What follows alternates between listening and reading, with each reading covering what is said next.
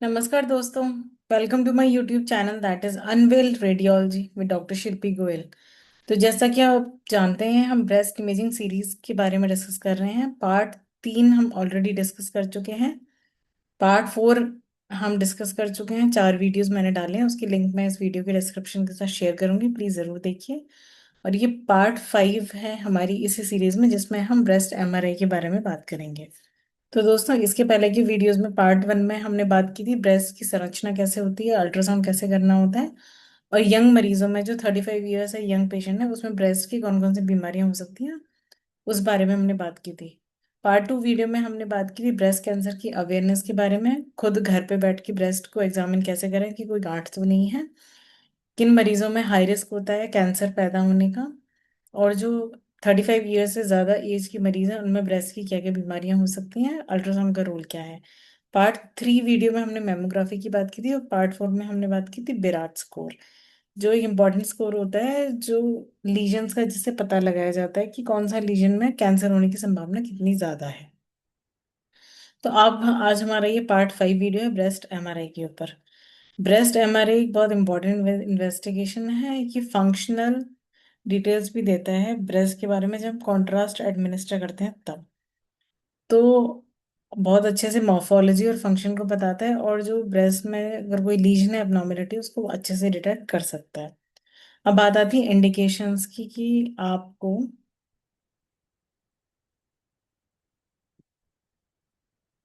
कब को breast MRI कराने की जरूरत होती है। तो 3 पार्ट्स में हमने डिवाइड किया है। अमेरिकन कॉलेज ऑफ रेडियोलॉजी की जो गाइडलाइंस हैं, हाई रिस्क स्क्रीनिंग पेशेंट्स के लिए आप कर सकते हैं, जैसे जिन मरीजों के, मैंने बताया था कि मदर की साइड में, जैसे मासी, नानी, मदर, सिस्टर, अगर इनको किसी की फैमिली में ब्रेस्ट कैंसर हुआ है या ओवरी कैंसर हुआ है, तो उन मरीजों में ब्रेस्ट कैंसर होने की संभावना बहुत बढ़ जाती है। तो उस केस में आपको मैमोग्राफी करानी है और ब्रेस्ट का एमआरआई भी कराना है। दूसरा केस है एक्सटेंट ऑफ डिजीज इवेल्युएशन, की बीमारी कहाँ तक फैली हुई है वो देखने के लिए ब्रेस्ट एमआरआई बहुत जरूरी होता है, क्योंकि सर्जरी उसी हिसाब से प्लान की जाती है। अगर कैंसर अंदर चेस्ट वॉल तक फैल गया है, तब उतना सारा टिश्यू निकालना पड़ता है, इसीलिए ब्रेस्ट एमआरआई की इंपॉर्टेंस वहां पर है। आपने सर्जरी की, मार्जिन पॉजिटिव आ रहे हैं, उस केस में भी ब्रेस्ट एमआरआई की जरूरत है। और जिन मरीजों में कीमोथेरेपी चलती है, अभी सर्जरी नहीं हुई, कीमोथेरेपी देने के बाद ये देखने के लिए कि ट्यूमर कितना श्रिंक हुआ है साइज में और कितना बचा है, वो देखने के लिए भी ब्रेस्ट एमआरआई का यूज होता है। और जैसे मैंने बताया, एक्सटेंट ऑफ डिजीज देखने के लिए भी बहुत इंपॉर्टेंट है। सेकंड केस है ACS recommendations, American College of Surgeons recommendation. जिन मरीजों में ब्रैका जीन म्यूटेशन होता है, ब्रैका जीन म्यूटेशन अगर दोस्तों होता है, तो नॉर्मली जो ब्रेस्ट कैंसर होता है वो जनरली एल्डरली महिलाओं को होता है, 35 से ज्यादा की, 40 से ज्यादा की महिलाओं को होता है। लेकिन अगर किसी को ब्रैका जीन म्यूटेशन है, उसको कोई जीन का म्यूटेशन है, कोई जेनेटिक म्यूटेशन है, तो उन मरीजों में ब्रेस्ट कैंसर काफी कम उम्र में भी हो सकता है। तो उन मरीजों के लिए जिनको ब्रैका पॉजिटिव आ रहा है, उसमें कई बार क्या होता है कि अल्ट्रासाउंड पे आपको मास नहीं दिख रहा है या मैमोग्राफी पे नहीं दिख रहा है, तो एमआरआई में आपको वहां पे कॉन्ट्रास्ट जब देखते हैं तो एनहेंसमेंट मिल जाता है। तो उन मरीजों में बहुत इंपॉर्टेंट है। और जैसे मैंने बताया कि अगर किसी के परिवार में मम्मी, बहन, नानी, ये लोग, अगर इनमें ये ब्रेका जीन का म्यूटेशन मिल रहा है और उन मरीज की कोई टेस्टिंग नहीं हुई है, तो उनके लिए भी ब्रेका जीन म्यूटेशन के साथ साथ एमआरआई ब्रेस्ट कराना भी बहुत इंपॉर्टेंट है।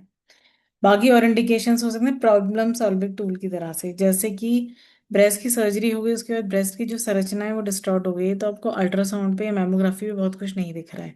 तो उस केस में अगर उस ब्रेस्ट में कहीं फिर से कैंसर तो नहीं डेवलप हो गया, ये देखने के लिए बहुत इंपॉर्टेंट है। कई बार क्या होता है कि मैमोग्राफी पे आपको कुछ एबनॉर्मेलिटी या एसिमेट्री दिख रही है, जब आपने अल्ट्रासाउंड किया तो कोई मास नजर नहीं आता, कोई लीजन नजर नहीं आता, तो उस केस में भी प्रॉब्लम सॉल्विंग टूल की तरह एमआरआई यूज होता है। और दूसरे भी ब्रेस्ट में डिजीज है या फिर मल्टीपल फोकस है कैंसर के, एक जगह नहीं है, वो कई जगह फैला हुआ कैंसर है, तो वो देखने के लिए भी इंपॉर्टेंट होता है ब्रेस्ट एमआरआई। तो ये इंडिकेशंस हो गए। यूजेस में सेम चीज़ है, मैंने बता दिया, स्टेजिंग के लिए, कैरेक्टराइज करने के लिए रीजन्स को। कई बार क्या होता है कि अल्ट्रासाउंड पे, मेमोग्राफी पे आपको फोकाई नहीं पता चल रहा है, लेकिन मल्टीपल फोकाई दूसरे ब्रेस्ट में भी है और सेम ब्रेस्ट में भी है, वो देखने के लिए भी यूज होता है।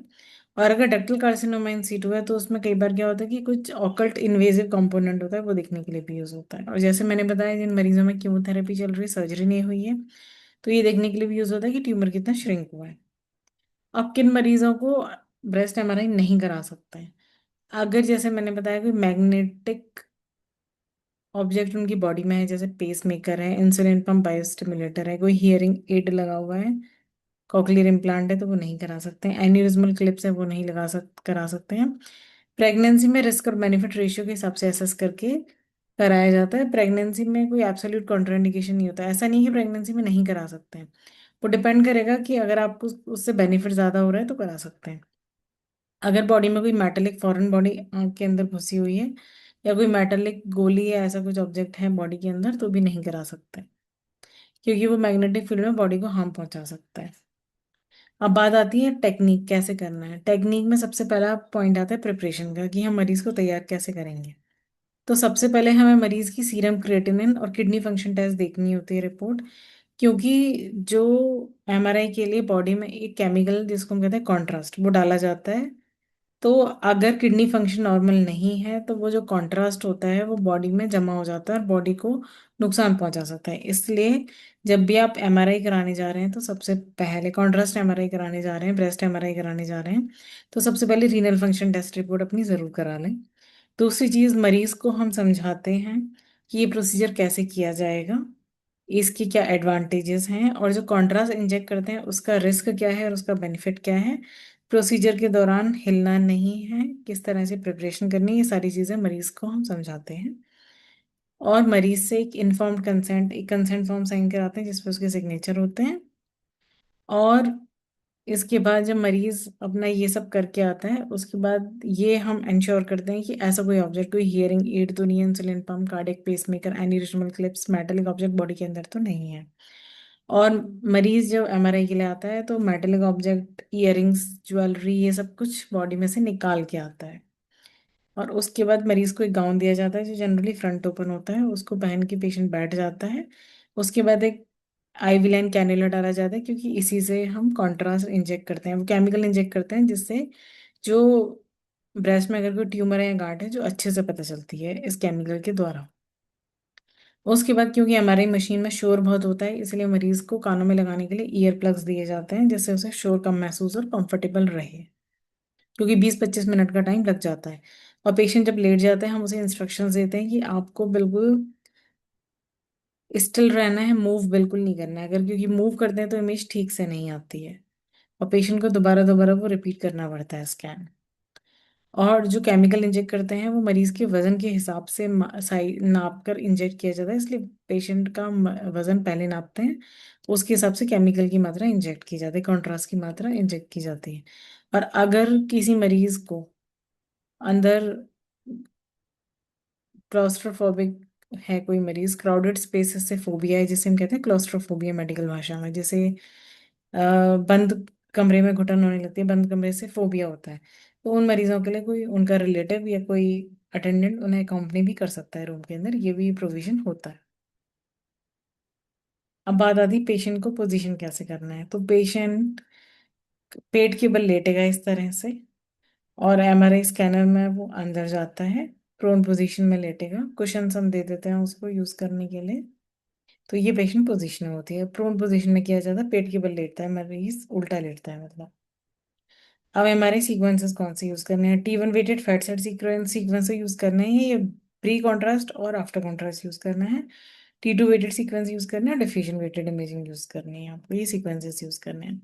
अब बात आती है एमआरआई लेक्सिकॉन। जब मैंने बेरार स्कोरिंग बताया था, अल्ट्रासाउंड बताया था, तो अल्ट्रासाउंड लेक्सिकॉन और एमआरआई और मैमोग्राफी लेक्सिकॉन भी बताया था। लेक्सिकॉन वो चीज़ है जिससे हम, कोई हमें अगर एबनॉर्मेलिटी एमआरआई पे दिख रही है तो हम उसे कैसे डिस्क्राइब करेंगे, क्योंकि जो एबनॉर्मेलिटी दिख रही है उसमें जो फीचर्स दिख रहे हैं उसी के हिसाब से ये आइडिया लगता है कि वो कैंसर वाला हो सकता है बीमारी या बिना कैंसर वाली। तो ये लेक्सिकॉन है।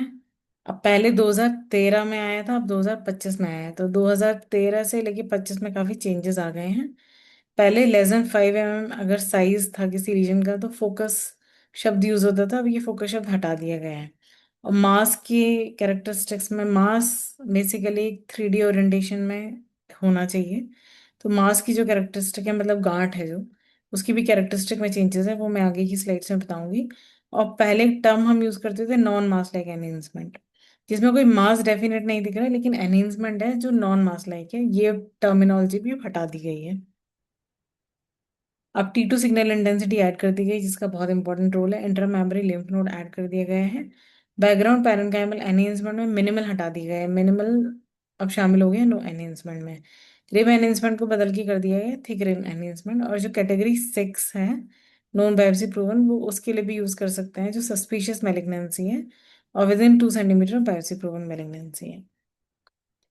अब आते हैं लेक्सिकॉन की इंडिविजुअल बात करते हैं। सबसे पहले देखते हैं हम जनरल ब्रेस्ट कंपोजिशन। तो इसमें 4 टाइप का है। एंटायरली फैटी हो सकता है, थोड़ा स्कैटर्ड फाइब्रोग्लैंडुलर टिश्यू हो सकता है, हेटेरोजेनस फाइब्रोग्लैंडुलर टिश्यू और एक्सट्रीम फाइब्रोग्लैंडुलर टिश्यू। ये बात होगी ब्रेस्ट कंपोजिशन की। और जब आप कॉन्ट्रास्ट देते हैं तो जो ब्रेस्ट पैरेन्काइमा होता है वो एनहेंस करता है, इस तरह से वाइट वाइट। तो एनहेंसमेंट के लिए पहले 4 टर्म्स यूज होते थे बैकग्राउंड पैरेन्काइमल एनहेंसमेंट के लिए, मिनिमल, माइल्ड, मॉडरेट और मार्क्ड। अब मिनिमल हटा दिया गया है, ये नन में आ जाता है, तो अब है माइल्ड, मॉडरेट, मार्क्ड और नन। सेकंड आती है मास। मास वो लीजन है या वो कह सकते हैं गांठ है ब्रेस्ट में जो 3D ओरिएंटेशन में दिख रही है आपको। 3 डायमेंशन है इसकी, मतलब हाइट भी है, विड्थ भी है और डेप्थ भी है। तो फोकस और नॉन मास एनहेंसमेंट ये वर्ड हटा दिए गए हैं, अब सिर्फ वर्ड यूज होता है मास। अब मास का शेप हो सकता है, मार्जिन्स हो सकते हैं। शेप में ओवल है, राउंड है, अब लोब्यूलेटेड ऐड कर दिया गया है और इरेगुलर शेप। मार्जिन्स में स्मूथ मार्जिन्स हैं, इंडिस्टिंक्ट मार्जिन्स हैं, स्पेक्युलेटेड मार्जिन्स हैं, इरेगुलर मार्जिन सब हटा दिया गया है। अब एनहेंसमेंट 4 तरह से हो सकता है। होमोजेनस एनहेंसमेंट, जिसमें पूरा मास यूनिफॉर्म तरह से एनहेंस हो। हेट्रोजेनस, कहीं से ज्यादा कहीं से कम। ब्रिम एनहेंसमेंट, सिर्फ जो बाउंड्री है वो एनहेंस करे, अंदर का सेंटर पार्ट ना एनहेंस करे। और डार्क इंटरनल सेप्टेशंस, मतलब मास एनहेंस कर रहा है लेकिन जो अंदर सेप्टा है, मतलब जो कंपार्टमेंट्स बने हुए हैं, वो एनहेंस नहीं कर रहे हैं। एक्चुअली जो सेप्टे होते हैं वो नॉन एनहेंसिंग सेप्टा जनरली आपको मिलते हैं नॉन कैंसरस लीजन में, जैसे कि फाइब्रोएडेनोमा में। और अगर सेप्टा एनहेंस करें तो ये जनरली कैंसर में होते हैं, जैसे इसमें हो रहे हैं दोस्त। अब एसोसिएटेड भी कुछ फीचर्स मिल सकते हैं, जैसे ब्रेस्ट की संरचना डिस्टर्ब होगी, आर्किटेक्चरल डिस्टॉर्शन। लिम्फ नोड्स मिल रहे हैं एक्जिला में, जो निपल है वो अंदर धंस गया है, स्किन थिकन हो गई है, स्किन को कैंसर ने इन्वॉल्व कर लिया है, और चेस्ट वॉल जो है अंदर उसको भी कैंसर ने इन्वॉल्व कर लिया है। अब मास की एनहेंसमेंट काइनेटिक्स, जब आपने कॉन्ट्रास्ट इंजेक्ट किया तो मास एनहेंस करता है। तो उसमें कर्व आपके आते हैं, इनिशियल फेज होती है और डिलेड फेज होती है। इनिशियल फेज में फास्ट हो सकता है, मीडियम हो सकता है, स्लो हो सकता है, पर डिलेड में परसिस्टेंट, प्लेट्यू और वॉश आउट। तो एक एक करके हम बात करेंगे, 3 टाइप के कर्व्स होते हैं। तो सबसे पहला जो आपका कर्व हो गया वो टाइप 1 कर्व है, परसिस्टेंट। मतलब जब आपने कॉन्ट्रास्ट दिया, इनिशियल स्लो स्लो राइज हो, फिर वो एनहेंस करता जा रहा है, परसिस्टेंट एनहेंसमेंट है। ये जनरली नॉन कैंसरस लीजन्स में होता है। टाइप 2 में क्या होता है कि मीडियम अपटेक होता है, उसके बाद एनहेंसमेंट करता है, फिर प्लेटी फेज आ जाती है। ये इंटरमीडिएट लीजन्स में होता है, यूजुअली बिनाइन में ही होता है। अब टाइप 3 कर्व, जिसमें फास्ट अपटेक होता है कॉन्ट्रास्ट का, फास्ट वॉश आउट होता है, ये जनरली कैंसर्स में होता है।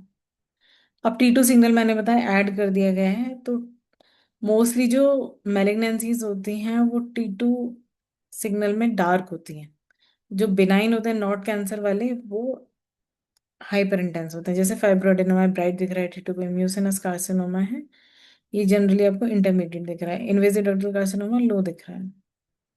अब T2 हाइपर इंटेंस लीजन्स में बिनाइन लीजन्स होते हैं generally, cyst, fibroadenoma, abscess, mucinous carcinoma, papillary carcinoma, sarcoma, medullary carcinoma, borderline phyllodes. और T2 हाइपर इंटेंस में इन्वेसिव डक्टल कार्सिनोमा है, लिम्फोमा है, IgG4 डिजीज है, स्क्लेरोज्ड फाइब्रोएडेनोमा है। अब बात करते हैं एक एक करके हम लीजन्स की कि एमआरआई पे कैसे दिखता है। सबसे पहले सिस्ट। सिस्ट मैंने बताया कि T2 पे ब्राइट स्ट्रक्चर्स दिखेंगे इस तरह से, और जब आप कॉन्ट्रास्ट दोगे तो सिस्ट एनहेंस नहीं करती है। फाइब्रोएडेनोमा T2 पे बहुत ब्राइट हाइपर इंटेंस स्ट्रक्चर दिखती है, नॉन एनहेंसिंग सेप्टेशन दिखते हैं जब आप कॉन्ट्रास्ट देते हो, इस तरह से दिख रहे हैं ना बीच बीच में आपको डार्क एरियाज। जो कैंसर होगा उसमें ये एरियाज ब्राइट होंगे, एनहेंस करेंगे, लेकिन फाइब्रोएडेनोमा एक नॉन कैंसरस ट्यूमर है, कैंसर वाला नहीं होता। इसमें जो सेप्टेशंस होते हैं वो एनहेंस नहीं करते, डार्क दिख रहे हैं आपको, ब्लैक ब्लैक। और फैट कंटेनिंग लीजन्स जैसे कि आप देख सकते हैं हेमाटोमा है। इसमें आपको बीच बीच में डार्क एरियाज दिख रहे हैं क्योंकि ये T one fat suppressed image है। बीच बीच में डार्क एरियाज हैं, वो फैट सप्रेशन हो गया है वहां पर। अब ये है जो आपको एक मास दिख रहा है जो एनहेंस करता है, ये है इन्वेजिव डक्टल कार्सिनोमा। उसके साथ में एक लीनियर एनहेंसमेंट दिख रहा है अलोंग डक्ट। तो ये है डक्टल कार्सिनोमा इन सिटू। तो ये इन्वेजिव भी है और इन सिटू भी, दोनों ही कंपोनेंट्स इसके अंदर हैं। अब इन्वेजिव लोबुलर कार्सिनोमा जनरली बहुत ज्यादा एनहेंसमेंट नहीं दिखाता है ब्रेस्ट एमआरआई पे, तो कई बार से डायग्नोज करना मुश्किल होता है, लेकिन इस इमेज में ये कुछ एनहेंसमेंट दिखा रहा है। अब बात आती है कोलोरेक्टल कार्सिनोमा की। ये T2 इमेज है विद फैट सेपरेशन हमने ली है। जनरली क्या होता है कि जो T2 पर होते हैं वो कैंसर वाले लीजन यूजुअली हाइपोइंटेंस होते हैं, लेकिन जो कोलोरेक्टल कार्सिनोमा है T2 पे हाइपर इंटेंस होता है, ये एक्सेप्शन है। तो दोस्तों ये बात थी आपकी ब्रेस्ट एमआरआई की, बहुत यूजफुल इन्वेस्टिगेशन है। ये लीजन्स को कैरेक्टराइज करने के लिए यूज होता है कि मैलिग्नेंसी कैंसर वाला है या नहीं है। प्रॉब्लम सॉल्विंग टूल की तरह यूज होता है। जब मैमोग्राफी भी कोई एसिमेट्री दिख रही है, अल्ट्रासाउंड में कुछ ना दिखे, तब ब्रेस्ट एमआरआई प्रॉब्लम सॉल्व करता है। एनहेंसमेंट दिखाकर स्पेशली कॉन्ट्रास्ट देते हैं, जब डायनेमिक कॉन्ट्रास्ट एनहेंस्ड एमआरआई करते हैं तब। और एक्सटेंट ऑफ डिजीज, बीमारी, कैंसर की बीमारी कहाँ तक फैली है, ये बताने के लिए बहुत इंपॉर्टेंट इन्वेस्टिगेशन है। तो इस जब आपको पता चल जाता है बीमारी कहाँ तक फैली है, उसके हिसाब से सर्जरी की जाती है या कीमो दी जाती है, उस हिसाब से आगे का ट्रीटमेंट होता है। अब अगली वीडियो में हम बात करेंगे ट्रीटमेंट ऑफ ब्रेस्ट कैंसर की, किस तरह से ब्रेस्ट कैंसर को ट्रीट किया जाता है दोस्तों। तो ये थी बात ब्रेस्ट एमआरआई की। आई थिंक आपको वीडियो पसंद आया होगा। Please like share and subscribe कीजिए और अपना प्यार दीजिए। थैंक यू दोस्तों।